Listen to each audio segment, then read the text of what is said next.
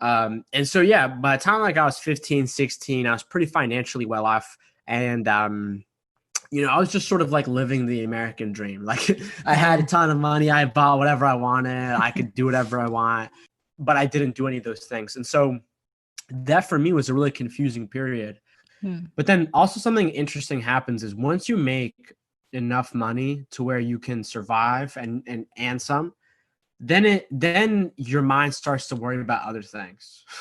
Because you're like, oh wait, I don't need to worry about money. So then your mind starts to worry into all these other things that sometimes don't even matter. True. So then the next step becomes, okay, I've made it this far. Now I need to like truly understand what life is about. And I need to not just develop, my wallet, but I need to develop my mind, my heart.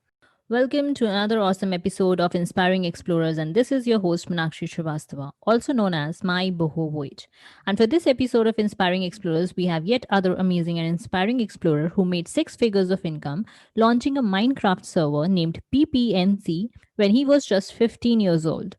Yes, you guessed it right. This amazing personality is none other than Mark Metry. Mark started playing Minecraft in his teen years, and to show off his skills in the game, he started posting his games on YouTube, and as he found the server to be too slow, instead of waiting for anybody else to fix it for him, 15-year-old Mark launched his own Minecraft server that boasted over 10 million users super soon, which helped make a fortune for the teenage Mark.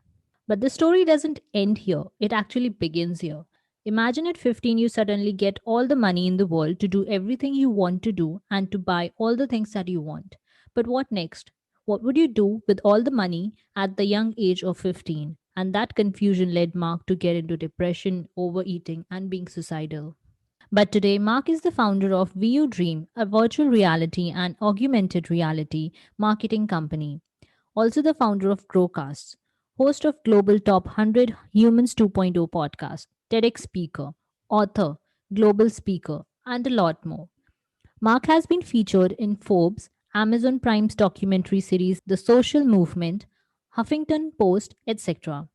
In this episode, Mark and I have talked about his inspiring journey, how to get that mental toughness, the importance of eating healthy, and many more super insights. Tune into this episode for the insights, the laughters, and to know more about the beautiful soul of Mark Metry. Also, don't forget to check out the links in the description box below to connect with Mark Metry and me. I'm Meenakshi Shrivastava, your host for Inspiring Explorers, and I welcome you to the show Inspiring Explorers. Each week, I'll be interviewing some of the most successful personalities who will share with us their inspiring life journeys and some of the interesting travel experiences that are not limited to sightseeing. Guys, make sure you share this episode with your friends. Please do subscribe, follow, give a 5-star rating, and hopefully a review. And also don't forget to come say hi to me on Instagram at @MyBohoVoyage. Now, before I start this episode, let me inform you that we recorded this interview during the COVID-19 lockdown, and hence the recording was done remotely. We were both sitting in our houses and recorded it online. So please don't mind the background noises, and I hope you still enjoy it. So without any further ado, let me welcome the amazing soul and personality, the founder of VU Dream and Growcast, and the host of Global Top 100 Humans 2.0 podcast, Mark Metry. Welcome to Inspiring Explorers, Mark. So happy to see you and have you here. Yeah, thank you so much. Yeah, thank you so much for having me on. I really appreciate it. Okay, so I can begin with a lot of questions because what an inspiring and interesting journey you have of your life. So many different things that you have done. But let's begin with how was your childhood, and a little brief if you can share it with our audiences. How was your childhood to becoming the journey, basically, a little brief of your journey from your childhood to becoming the successful personality you are today? Yeah, so you're lucky because I actually just did at the end of last year, this film studio in Hollywood reached out to me. And they're basically like, hey, Mark, we're doing this national campaign for mental health. Yeah. And basically, we want to take your life story and feature it into a documentary short for episode. So today, we literally just did the second round of virtual production We're recording it in person this Saturday. Wow. So I basically, for me, my childhood, my parents came to America a year before I was born from Egypt, and they immigrated to the United States, the East Coast, in kind of like the Boston, Massachusetts, East Coast area. And they came to this country with $200 in their pocket. They didn't speak English. I remember growing up, sleeping on the floor in an apartment building. Oh, And yeah, I remember having like a very simple childhood. And I remember my parents, tried their best to work as hard as they could. And I just remember being a simple childhood. And for me, when I look back at my life, things that really began to impact me was around like second grade when I was a kid. My family and I, we moved out of the more populated inner city area, and we moved to this small town that had like 5,000 people in it. And the really interesting part about this town was that there was no racial diversity in this town. oh, And also this is a time, this was post 9/11 in America. And so if you were, Middle Eastern or Arab or anything like that, then, there was a lot of racism in America for you. And so I remember just being a kid and living, just, being plopped into this small town. Everybody there is white. And I remember just facing just like a lot of racism that I had never experienced before.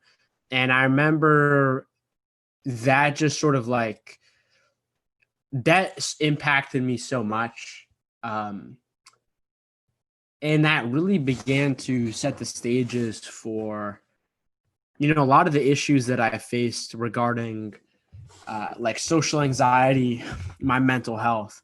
And so, yeah, after that, I, lived like for a solid 10 years of my life when I had moved to that spot, really just like having no friends, not talking to people, being very anxious, socially anxious, facing depression, things like that.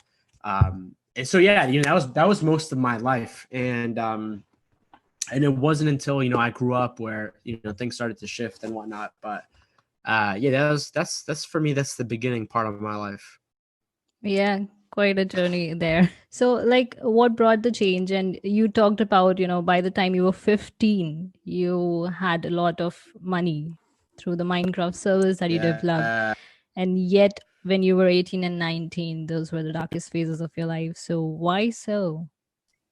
Yeah, that's a great question. So yeah, so for me, I wasn't successful at school or anything like that. I didn't have a lot of friends. And so for me, I really went towards the internet. And like you said, that's how I, started making money, started doing things. And so yeah, by the time like I was 15, 16, I was pretty financially well off. And I was just sort of like living the American dream. Like I had a ton of money. I bought whatever I wanted. I could do whatever I want. And, I think what really happened was that the dream for me dried up from the perspective of I realized that this whole fantasy that our society sells of like, hey, get good grades and get a good job so you can make a good salary and then you'll be happy. Of course that's important, but when I experienced that, I kind of felt like I had skipped steps, and I kind of felt like I already accomplished and I got what I wanted, even though I was 16. I didn't even finish high school. And so when I experienced that, I truly felt like this weird period where I felt like I was given like a shortcut, where I was like, oh my God, like all of my friends who are going to school to do whatever and do whatever, whenever I ask them a question of like, what do they want to do? Or like, why are they doing it? It always somehow relates back to the money. And again, money is very important, but I had already achieved that level of money, but I didn't do any of those things. And so that for me was a really confusing period because, nobody around me had any of the answers because everyone was still down at that level. I don't know if that makes sense. It Um, does. and so yeah, when I faced that was just a really confusing time because I was like, wait, I already did what I thought I was supposed to do, and I don't really see much past this. And so, yeah, that was a really interesting time where I just started to realize that money does not equal success. Money does not equal happiness. And that was my definition of success and happiness before. And so I totally had to like reevaluate everything I was doing. I had to truly ask myself why I was doing things. And yeah, it's a very common story, like all of a sudden you start making the most amount of money you've ever made. And then a lot of people get depressed or they get anxious. And it's a very common thing because what I've also learned is that, if you don't have money, then you're going to be anxious. You're going to be nervous because you're going to be like, I can't afford my bills. I can't afford food, whatever it is, right? That's the problem. But then also something interesting happens is once you make enough money to where you can survive and some, then your mind starts to worry about other things because you're like, oh wait, I don't need to worry about money. So then your mind starts to worry into all these other things that sometimes don't even matter. True. So then the next step becomes, okay, I've made it this far. Now I need to like truly understand what life is about. And I need to not just develop, my wallet, but I need to develop my mind, my heart, my creativity, different things like that, my mental health. And so that for me really became sort of the goal, because I had realized that you can be, rich and successful and even have respect from people. But if you, at the end of the day, if your brain isn't working properly, if your mental health isn't like operating at a good level and you don't know what you're doing in life, you have no bigger cause, then it's very easy to, sort of fall down a dark path and get, especially today in 2020, where it's so easy to just like fall down a rabbit hole somewhere in the world, whether that's like with drugs or alcohol or with TikTok and like social media or video games or whatever it is.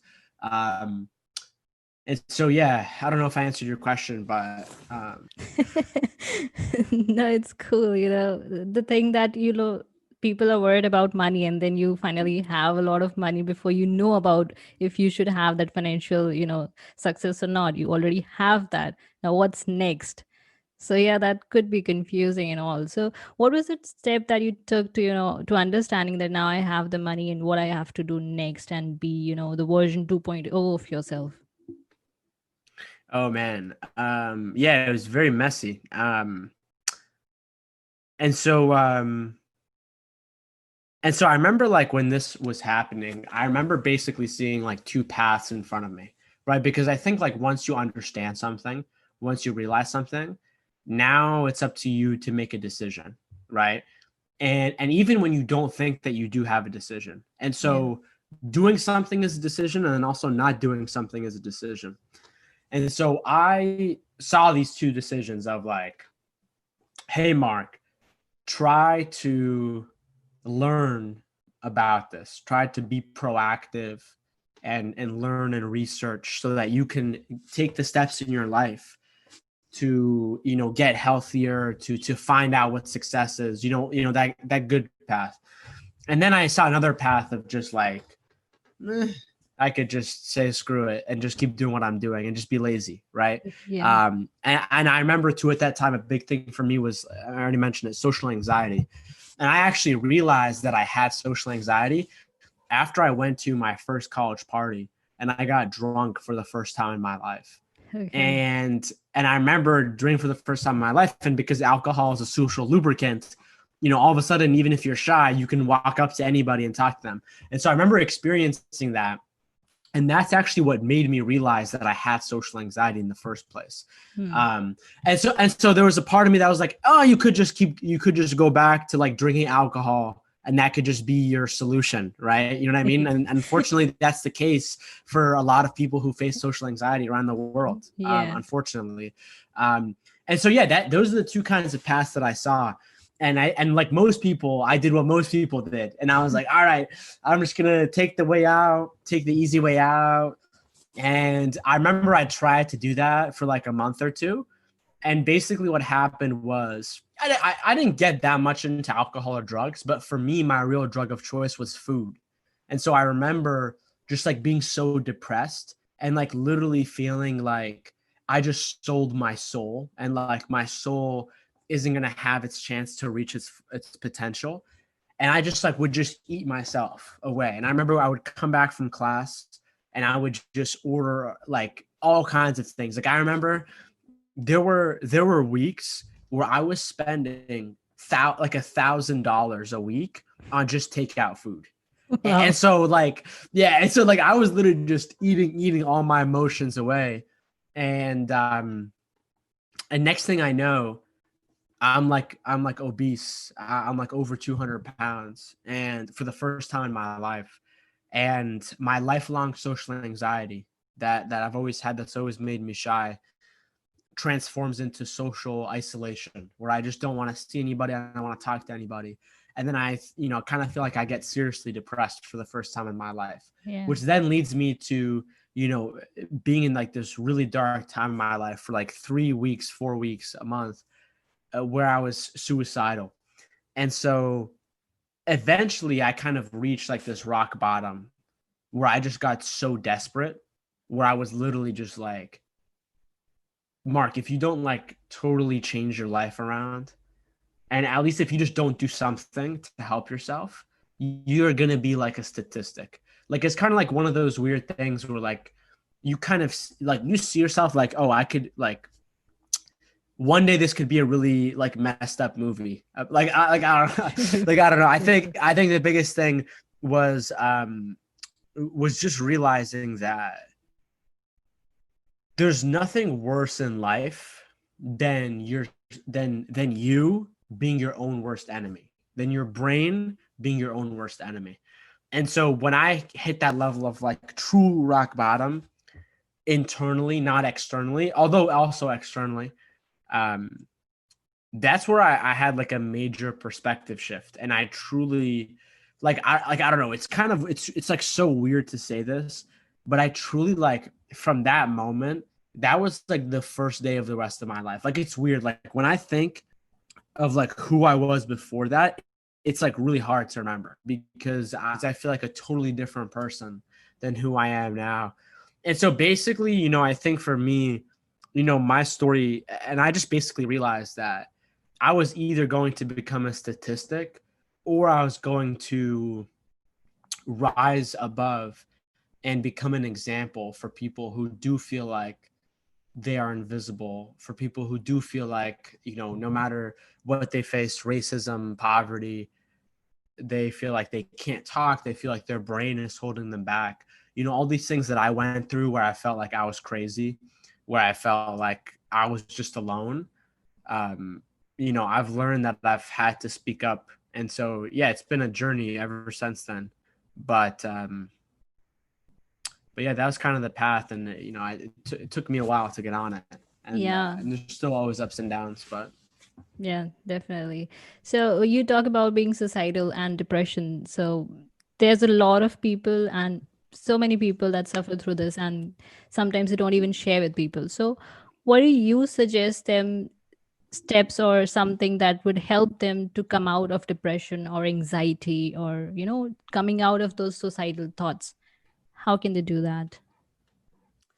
Yeah, so one of the biggest reasons why a lot of people are facing these problems is because nobody talks about this in our society. Yeah. And if people do talk about it, it's often faced with some sort of a stigma. And there's different cultures where this may happen more. So for example, in the Middle East, in parts of Asia, many parts of Asia, this is where this is the most common, where, True. For a wide variety of reasons, people can face mental health problems. And even though they're a totally normal part of being a human being, they're not talked about. And so, like, for example, like I would say that the biggest thing that holds people back around these things, around like helping themselves if they are depressed or suicidal, is often the shame, the stigma that can hold somebody back, that makes them feel ashamed. Because when you feel ashamed, then you don't accept yourself. And when you don't accept yourself, then, you know, you can never work on yourself, because you can never forgive yourself, because you are going to make mistakes. And when you can't forgive yourself and you can't accept yourself, then you can't love yourself. And so a lot of the times these things, depression, suicide, they're often like these viruses that enter in your mind, and they almost like take control of you, and they enter in through a weak spot. And that weak spot could be, it could be a wide variety of things. It could be your genetics. It could be, you know, a big part of this is, you know, if you face some sort of a traumatic moment, you know, like let's say you go through a breakup or your parents die or something unfortunate like that, and your brain is like it's like your leg, it breaks. And so what happens is, like, for example, if you break your leg, you sort of get a crutch, right? Like you get crutches, you get a wheelchair, and then that supports you up. And then after a little bit, then you don't need the crutches and you just have a cast, right? And then after that, then the cast goes away. Now you can walk with your leg. This is the same way that life works, but with our brain. Something bad happens. So for example, for me, you know, I'm this young kid living his life.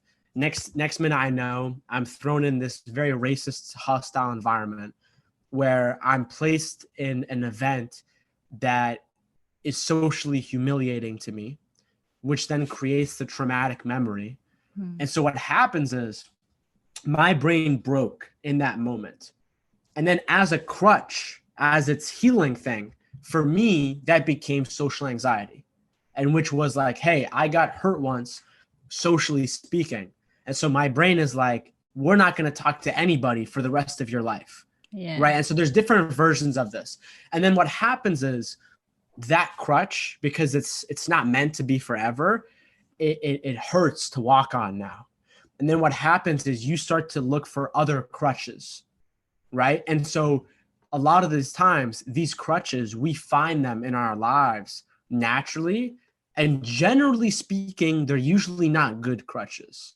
And so, for example, you know, for me, like I talked about how food, you know, was a crutch for me. You know what I mean? Food can nourish you, can heal you. But I mean, at least in America, you know, you're talking about like 150 million obese people. You know, food is used to abuse a lot of people in their own personal lives. And so basically that's really it. And so depression, suicide, anxiety, it's this virus that comes in your mind because of some weak spot that happened to you. And then what happens is our brain finds some crutch that's usually not good, because we were never taught how to operate our minds. We were never taught what mental health was. We were never taught, you know, sort of any of these coping mechanisms. And so, yeah, you know, it's really unfortunate. And what happens is people, they grow up, they become adults, and a lot of the times they still have the same exact crutches. And so really, you know, I think it's the process of trying to, you know, get on that path of like recovery, of healing. And it's going to take a long time. You know what I mean? So like, for example, I'm 23. You know, I changed my life when I was like 18, and you know, from basically ages 8 to 18, for a decade, I was locked inside of like this mental prison. And so I've been on this journey for the last 5 years. And so there's still so much that I have to like uncover because of those things, you know, even today. And it's a journey that's always going to keep on happening. Yeah. And, you know, there's all kinds of tools and different crutches and all things that I've discovered that, you know, many people talk about as well, that I talk about in my book, Screw Being Shy. Well, that's so cool. I had it right there. That's awesome. And so, yeah, that's like one of the biggest things to understand. And like the biggest thing is just like most people don't even begin to look at the crutch that is holding up their mind and to try to replace it with a different crutch or to try to heal, because they have been told that, if you face this problem, then people won't like you. Or, if you face this problem, then you're weird and people won't look at you the same, or something like that. And so the biggest thing is just like, you need to change your, not change your society or your culture, but you need to change them in your head. And so, for example, like the ability to like find new friends, the ability to create new like circles of community of people that you spend time with that can help you normalize these things. Yeah. That's a very big, important part of it. And so, because if you do that and you start to talk to people, then you're like, oh wait, this is like, I'm not some weirdo, or like everyone talks about this. Like, now, like when I talk to someone who may not talk about this stuff regularly, to me, it seems so weird because it's like, I go on podcasts all the time. I talk with people around me.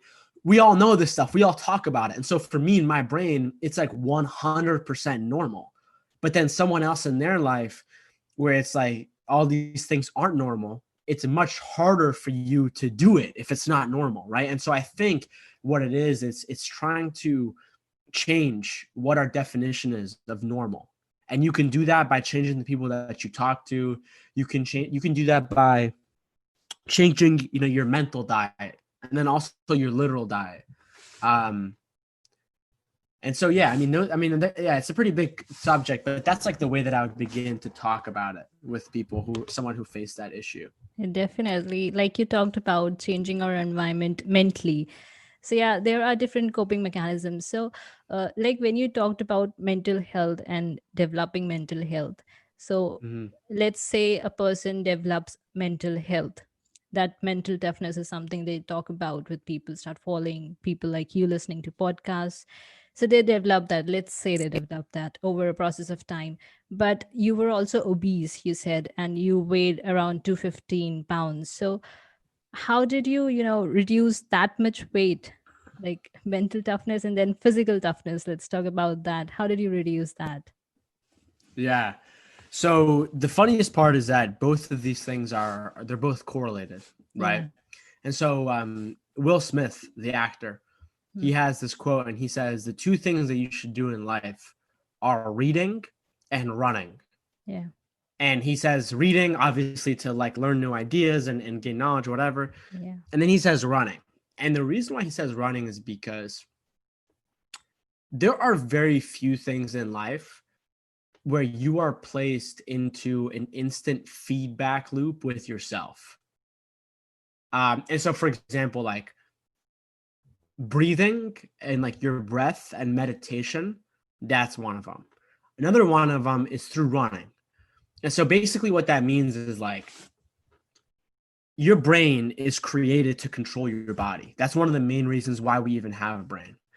And so when you tell your brain, hey, pick up your left foot, put up your right foot, left foot, like running, like right foot, right foot, like move your body like this, run, breathe more.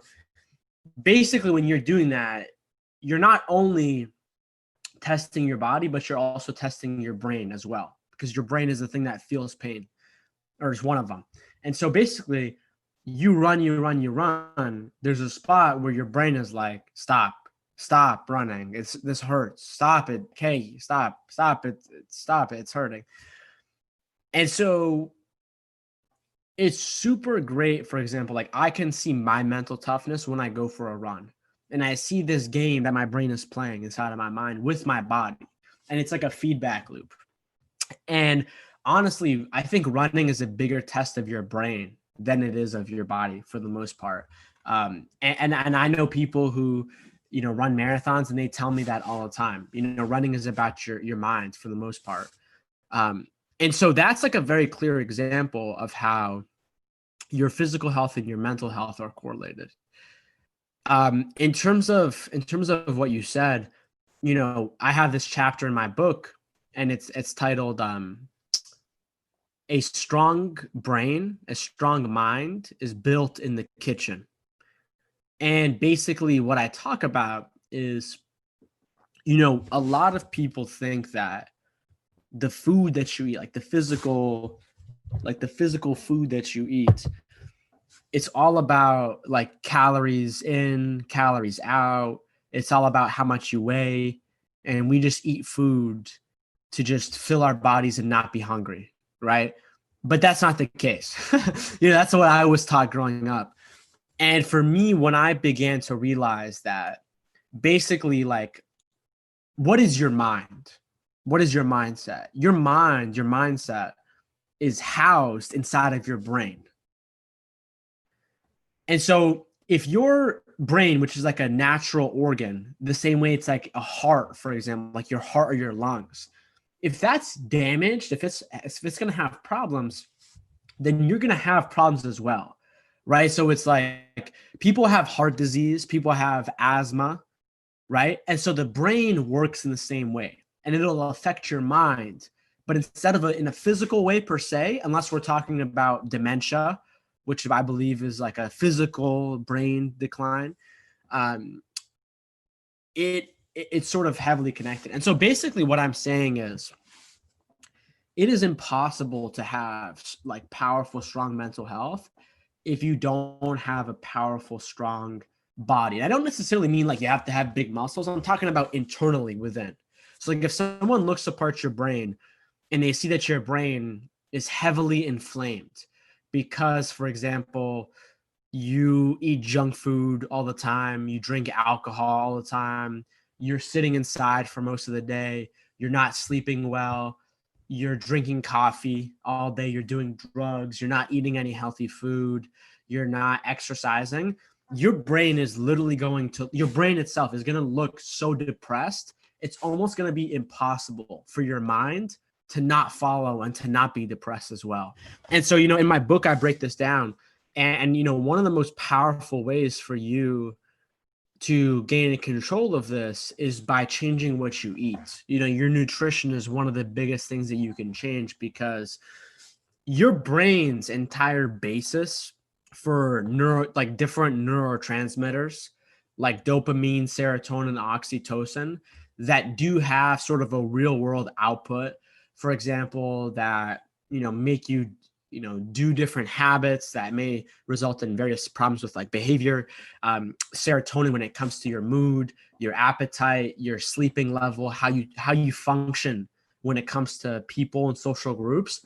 All of that stuff has to do with your brain's neurotransmitters, the building blocks that create your brain. That is mostly created by food.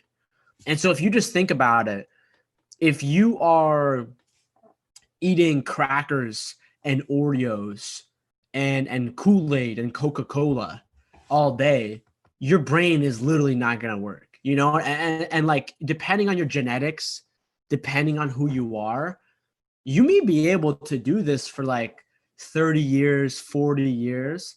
I'm glad that my body broke when I was 18, because I'm glad that it like showed me the importance of this stuff early on, because you can't have a healthy mind if you don't eat healthy food. Like, it's just not possible. And there's other people that try to prove you wrong, but I wouldn't listen to those people. And the reality is that this is such a problem in today's world, because like in America, at least, or like any developed country, and any even not developed country, I mean, the food that we have access to is absolutely like nobody's talking about this. And I truly think that when we look back at this time in history, we're going to realize that junk food and sugar and artificial chemicals and preservatives, that's going to be one of the most detrimental things for all of human society, that is creating so much damage for mental health and also physical health as well, like obesity and heart disease. And so it's truly worrying, especially the fact that a lot of people think this is a fad or whatever, but yeah, changing your food is so important. Like, it's one of the biggest things. And as you change your physical body, you'll also change your mental health. However, there are also balances. There's people who eat broccoli every day and run for 6 miles, and yet they still hate their lives. You know what I mean? So there's balances to it. But I think, like, starting off with with one of the sort of like basics of like like Maslow's hierarchy of like all human beings have needs, and at the very bottom, our needs are making sure you have like a place to live and food and things like that. And so if you can get those down, that's going to help a lot. And so that's like one of the biggest things that I'd say. Yeah, definitely. Like, thanks for throwing light on that. It's like totally insightful, all of this that you shared, that food is equally important. And a lot of people, like the successful ones, especially, I've seen they're switching their food and diet a lot. Like they're transforming themselves into vegan. And because all these foods that you talked about, like we're having Lay's, we're having Coca-Cola, and it's all deteriorating our health as well as our mind. So that's very true. Thanks for that. Yeah, that's the truth. And like literally every single person I know who's like truly successful and happy, they all look at their diet, every single one of them. Yeah. And like the reality is that there's no such thing as a universal healthy diet. But the one universal element is that there's a category of foods that was created like 75 years ago, and that's junk food. And so that is the one sort of like fad diet. Like, whether someone is a vegan or not, I think that's debatable. But Yeah. the biggest thing is just like, we need to move away from this artificial crap. And I mean, I like break it down all in my book. It's crazy to like even believe that these things are out there. And there are kids that are eating this stuff, and there are people who don't know any better. And it's truly like one of the, like when people ask me what's like one thing that you've been able to do for your mental health, hands down food, no doubt. Like without food, you don't have anything. Like that's like one of the very basic things that you can switch off. And yeah, like there's all sorts of things that can go into like your gut microbiome and whatnot. But yeah, I totally agree. Yeah, yeah. And so, talking about your book, Screw Being Shy, we would like to see that cover one more time. That was really Yeah. quick.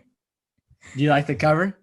Yeah, it's lovely. It's a So mix basically, of there's this guy here. He's yeah, whispering, yeah, and he's blue. He kind of looks depressed.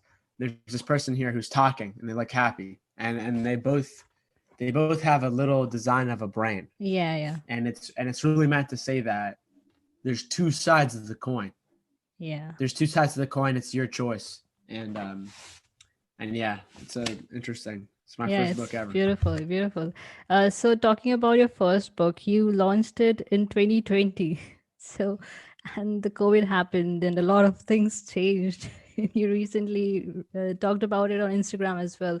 So, what changes did COVID brought into your life? Yeah, my book came out literally the day the entire world shut down, and I remember I was headed to New York, and I remember, I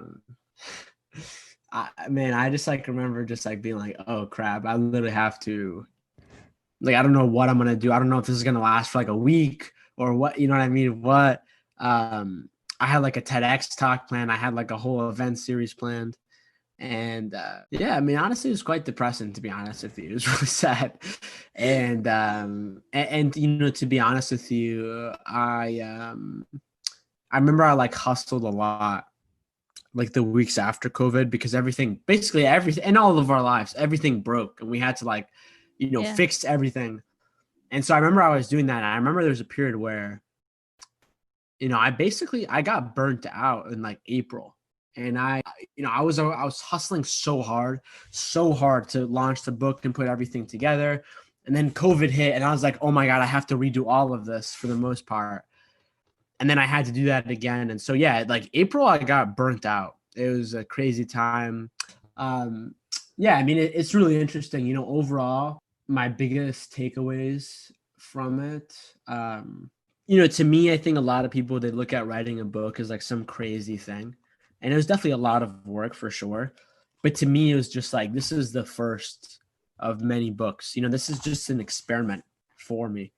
And so for me, like the reward of doing everything, that was itself writing the book. And I kind of told myself like, hey, Mark, the fact that you're going to like write this book, that's like the reward in and of itself.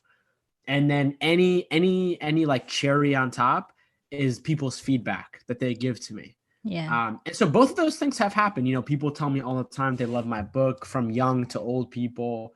And they tell me that it's, you know, it's one thing, you know, I think it's one thing to, you know, write like some novel storybook or something like that, and like have people read it and be like, oh wow, that's awesome. But I think just the fact that I like wrote this book about like social anxiety and like mental health and being yourself, like that's like such a powerful you know, thing, you know. And so if someone reads that and they resonate with that, you know, they change their lives around, you know, they're always going to remember that, you know. And so that's been happening, and that's really what I've wanted, you know. And so yeah, and so it's definitely been interesting for sure. COVID, I think, has changed a lot of things for a lot of us. um yeah, how about you? How have things changed for you since COVID? Well, I started podcasting, so because I knew everybody's going to be Yay, locked down. So yeah, although I'm a traveler that's and it's awesome. yeah, so it gets me Oh my irritated. god, that's been so hard. Yeah, it gets me irritated to stay at home for like so long. In July, I went to Colorado, which was fun. But other than that, Wow. I haven't traveled. Oh. Well, but yeah, Yeah. I hope you travel more, It's quite good. And now you are, like you got a call from Hollywood. So where would it be releasing? Like Prime or Netflix? You have one on Prime, by the Um. way, right? Yeah, that's a different one. Yeah, that's a different one. Okay. And so I'm not sure, but Mm. and yeah, you know, I think for me, you know, when I look back on my journey, the biggest thing is just like is like the ability to grow myself and also be of service to other people. And I think the biggest thing, it's like whether I've written this book or I'm doing my podcast, the biggest thing is that I need to feel the fulfillment and validation of doing something from actually doing it. And that's been the biggest lesson for me that I'm still trying to learn. And it's basically like, what is the difference between you writing a book and doing it just to do it compared to write a book in order to get validation from something? And I think for me, you know, this theme of external validation has been a theme that I've always looked at, because, you know, I don't want to be one of, you know, I don't want to be like one of these successful rich people one day where I just feel like I have to always get things from the outside and like nothing is never enough. You know, for me, I internal validation and being able to like practice this muscle of feeling fulfilled based on how you're viewing it yourself, and based on not its, you know, it's accolades and its validations from the outside. And I find that if you can find a balance between those things, then I think like people can become really successful for the right reasons, and for the long term as well. And so that's always a trick. And I think, you know, with travel too, it's kind of the same thing. It's like there's a lot of people, for example. I mean, now this is probably not a good example because the world is shut down, but there, like I knew people, for example, who they would travel like every week, and I don't think there's anything wrong with that at all. But I think that there are some people who travel just so they don't have to face themselves, right? Mm. Yeah, And I think that's true with anything, right? It could be traveling, it could be whatever, right? true, true. And so I think the biggest thing is just like, how can I travel and actually make it a good experience, and then so I can actually learn more about myself, about the, you know, the environment that I'm in, the culture, and then what can I sort of take away from that versus, you know, sort of looking at it from this angle of like, how can I view travel as like my escape? And of course we need escapes. I think especially now I'm trying to escape. Um, but I think that's something that's interesting. And I honestly find that a lot of the truly successful people that I know, they always look at that of like, just because you can do something that's like cool and awesome doesn't mean you're doing it for the right reasons. Um, and you know, I think you can, like, someone can become, I think like when you look at people who have truly become successful, they're people who have looked at their craft, looked at their skill, and they sat and they were like, I genuinely love doing this, and if I can do this just for the sake of doing this, then anything else that comes or doesn't come is whatever, and so I think like releasing yourself of that expectation can be great. And I don't know, that's something that I struggle with, but it's it's interesting. I don't know if that made any sense. I think I just went on a tangent there, but. It does. Like fulfilling is something a lot of people talk about. Like it's not about money, it's about, the fulfillment in anything that you love. Like this guy I met, thing was that he loves collecting Legos just for the sake of his fulfillment. He earns all that money and then he spends all that money on Legos. That's so funny. Yeah. And I people, have a feeling it's gonna be me. so it's all There's about like people doing that with Pokemon cards. Yeah, you talked about that. Like your entrepreneurial journey began while selling Pokemon cards as a kid. Honestly, that's like the most depressing thing ever, because on a side note, so it's funny. So I had like a ton of Pokemon cards like 3 years ago, and I sold all of them. And I sold all of them for maybe about $1,000. Wow. Okay. No, you have no idea. If I held on to one card that I had, that card sells today for $250,000. You're kidding, right? So if I sold, no, I'm not kidding. So if I sold all of them right now, I would literally have like an extra like $2 million in my pocket. Wow. Oh my God. The loss. Yeah, seriously, my life is so hard, right? Totally. There's people that don't even have jobs and stuff, and people are out here on the internet selling cars for $250,000. That's the kind of world we live in, True. And people are mad about the Pokemon cards rather than being mad about the books that we, the motivational speakers sell all around to develop your life. No, I want the Pokemon cards. That's more fulfilling. Yeah, seriously, it's so funny. That's such a good point. This happens all the time. Yeah, you know what it is? It's the crutch. You know what I mean? Yeah, And true, like true. and like the biggest thing about it is that like this is the biggest thing. If you're not used to like growing, if you're not used to doing like good things, which I think a very few of us are. I mean, it depends how you're parented. Then when you try to do those things, they're not gonna feel natural. Yeah. They're not gonna feel like they're right. You know what I mean? Yeah. And so I think that's because like we're not calibrated to like know what's right and know what's wrong. And so, I mean, at least for me, I wasn't.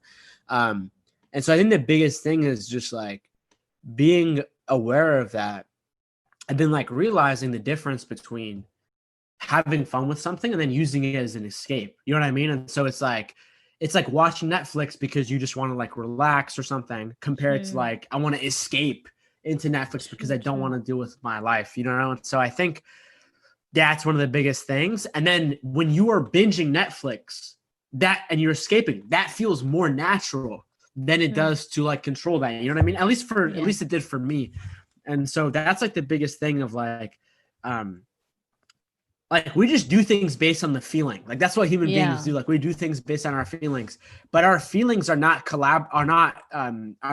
reflect reality. Our feelings are mostly still based off like our inner child, 8-year-old version of us that just wants to like run around and like have things our way.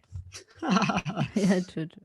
So yeah, it's interesting. Yeah, I've been there. I locked down myself way before the lockdown. For 3 years, I was like, and I was watching animes. And there's this quote that okay. This is really weird. This quote is either from Dr. Seuss or Lana Del Rey, and she says, like, if you work hard after years, your real life is going to be way crazier than your dreams, than whatever you could possibly see on TV.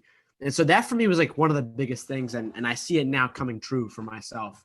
And so it's, there's nothing wrong with TV. There's nothing wrong with anime or whatever. But when that becomes your life and you like outsource your life to like a TV show, I've been there, and it's, I wish all those people the help that they need to get out of that. It's a tricky one. It just happens, and then eventually you get out of it. It's different for every person, and it's on a different stage for every person. So yeah, nobody can control that or change that. It's totally on us to, whenever we need to get out. Nobody can help somebody who doesn't want to be helped. So yeah, that's exactly right.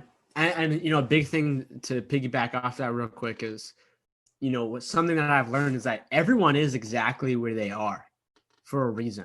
And like I tend to think like, imagine if someone took the 17-year-old version of me and they like forced me to like do all these things. You know what I mean? Like eat healthy and meditate and do all these things. I would literally hate my life, and I'd probably walk away from those things even more. You know what I Yeah. mean? And so it's like right time, right spot. You get exposed to the right things. That's how someone can truly change their life, you know? And so trying to repay that the same way that happened to me with other people that may not know that I exist yet. That's like one of my big goals. Yeah. So it's yeah, everyone's got a beautiful journey and they're right in the middle of it, you know? Exactly. And it's always, you know, the timing of the universe that works on you. And that's when universe pushes you to do it or not do it, whatever. They guide you. Anyway, Yeah.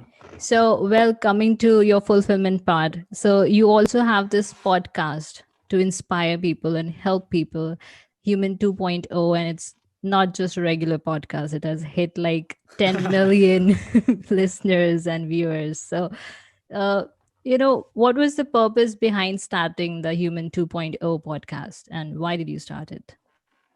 So I started my podcast a year into my journey, and basically I started it because I was like, hey, I'm still running into different problems and issues that I have in my life. And so I didn't know how to fix those problems. And so I was like, what can I do to create a learning tool so that I can talk to the smartest people in any given industry topic that I'm interested in, so that they can like have a conversation with me. I can ask them any questions and get it. I think that's also why I like constantly developed myself. I've been on this journey because I have a podcast where I'm just constantly surrounded by people who are way better than me, people who are way smarter than me. The purpose of it is the same purpose why I started it for myself. And so for me, I remember coming up with the name of it, Human 2.0, going for a run in the middle of the woods. And I just came up with this name because I was like, man, I feel like I have changed so much in every aspect of my life that I'm literally like a second version of myself. Like I'm a version 2.0. And so I was like, yo, if I did it, literally anybody can, but they just need the access to the tools, the information, the skills, the stories, the lessons that they need to put these things in their life at a meaningful level. And so yeah, that's like that's really like one of the biggest messages of it. And I really try to invite all kinds of people from all walks of life, from, you know, like the co-founder of Netflix to billionaires like Naveen Jain, to professional athletes, and really all talk about kind of like mental health, talk about, you know, what they face on their journey underneath the surface, the issues, the traumas, the stresses, the struggles. And so yeah, that's really sort of the main premise behind it. Yeah, and that's beautiful. Like I was like trying to, you know, research about you. So I went to your podcast and, you know, tried to listen to them. And I was like, oh my God, how many episodes has he released already? Like I was trying to get to the introduction part and it was like way back. Way back. 586. And I do 500. not recommend listening. Actually, yeah, 586. Wow. That's a lot Yeah, of that's a lot of episodes. time. That's a Yeah, lot and of editing. time. Yeah. So, well, talking about your podcast again, you have been interviewing a lot of successful personalities, like you talked about. So, what are your takeaways from your Human 2.0 podcast and your learnings from your Human 2.0 podcast? The number one thing that I've learned is this. Like, for example, if I was interviewing you, I would have that moment before you would come on, and I'd be nervous, you know, and my heart would race, whatever, peak state, not peak state. And I think the biggest thing for me is just like when I realized that, like, when I think that like what I'm going through is not normal, that's where the real problem lies. And so honestly, for me, after interviewing so many people, the number one lesson that I have gotten is it doesn't matter if you are, you know, Jay Shetty, to the co-founder of Netflix, to whoever you are, big or small, everyone still faces fear and anxiety, in the sense that like there's like an inner thing inside of them that constantly wants more and constantly wants to do better. And so that has been the biggest thing that I have learned, hands down, not even close relates to anything else. Because honestly, anything that I have learned through my podcast, it's honestly become me, and it's become part of my life, and it's gotten to a point where I don't even think about it anymore. And so, yeah, the biggest thing is just all people, successful, super successful, rich, famous, they all face anxieties and pains and fears. And so if you can realize that and realize that it's a human thing, then you should never not accept yourself, because it's a totally normal human thing. So that's the number one thing that I would say. True. And that's actually a very beautiful takeaway, Mark. Like, all right, so Mark, coming to, the travel part. So you have seen quite a lot of cultural diversities, and you said in your many interviews that you went to Egypt and it was a life-changing experience for you. So what were your observations, not just the changes in you, but the changes in culture, like the differences that you noticed in both the places, America and Egypt? So, I mean, America is obviously America. America, you have freedom to do what you want. Egypt, not so much. And yeah, I mean, it's totally different. I mean, Egypt is it's very different. And, honestly, this is the biggest thing that happened to me. There's like this saying that like, if you have kids in like a different country or something, or they immigrate and they go to America, they're going to grow up and they're not going to know who they are. And the reason why is because they don't know their roots. They don't know their origin. And so I remember I wasn't really in touch with that stuff. And I remember, like you said, in 2016, when I went to Egypt and I was kind of in like this weird dark spot in my life, didn't know who I was. I remember like literally going there and being like, I'm like, oh snap. Like my parents left this area that, Egypt is a very great place, but I mean, compared to America, and I just remember being like, oh my God, like this is where my parents grew up. And if I was born here, for example, like, man, who knows where my life could have been.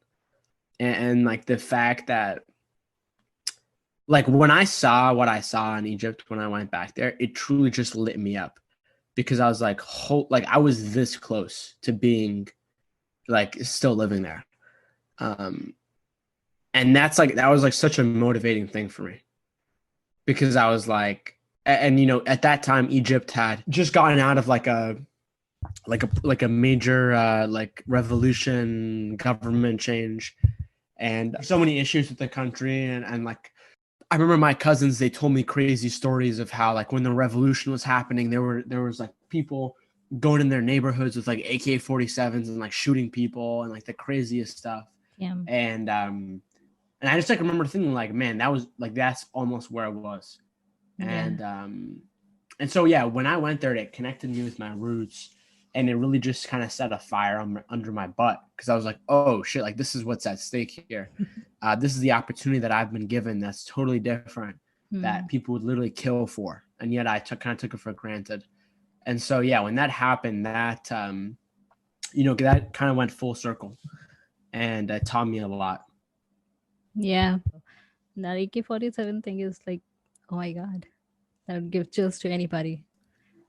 Yeah, I mean, there's all kinds of bad stuff in every country, but yeah, true. It's I mean, it's crazy. I mean, I remember I remember there's like this crazy time where we were in my grandma's apartment, and my uncle like ran back, and he came in the door, and he was like, oh, like they set this building on fire, and there was like some crazy thing. So yeah, I mean, all in all, it taught me so much about my life, and it really taught me like where I come from and who I am, and it was truly crazy. So definitely super grateful for that. Yeah. So like any good memories from Egypt like sitting with your cousins, chitting and chatting, learning new things. Like you were born in America, so you have seen America, and then you're in Egypt, totally different culture. So any good memories? Yeah, many good memories. Many good memories. Could you please share with us? Sure. If people go to my Instagram and they scroll all the way at the bottom of my page, Yeah, there's this picture that I took with my cousins, really? and they basically, I don't know if you guys have Dunkin' Donuts. Yeah. They opened like the first Dunkin' Donuts in Egypt, and so we went to like this Dunkin' Donuts, and I had this picture with me and my cousins. They're like little kids. They're like two little girls, and we were just like eating donuts, and yeah, I mean, I remember it was just like a beautiful time. Yeah, I have many great memories. I don't know. Here's the picture in case you wanted to see it. It's a beautiful one. I'm very interested in various cultures and stuff like that. That's awesome. I'd love to go to India one day. I love Indians. I love your food too. Oh, cool. I mix everything up with, Indian style. Like, even if I'm making Chinese food, noodles or something, I'll add something of Indian version in that according to my taste. So, well, Like what? Turmeric? turmeric, No, I'm sorry. yes, on everything. Yeah. No, I add that in pasta. Italians are gonna kill me. I add turmeric in my pasta. Damn.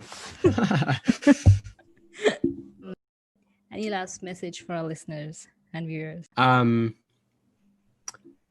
My biggest message would be, so many people today are judging other people based on the outside. They say that person is rich, they have an easier life. When in reality, it all depends on what's going on in here and in here. And we can't judge people. And so what I would say is, next time you feel called to judge someone, just remember that you don't know what they're going through.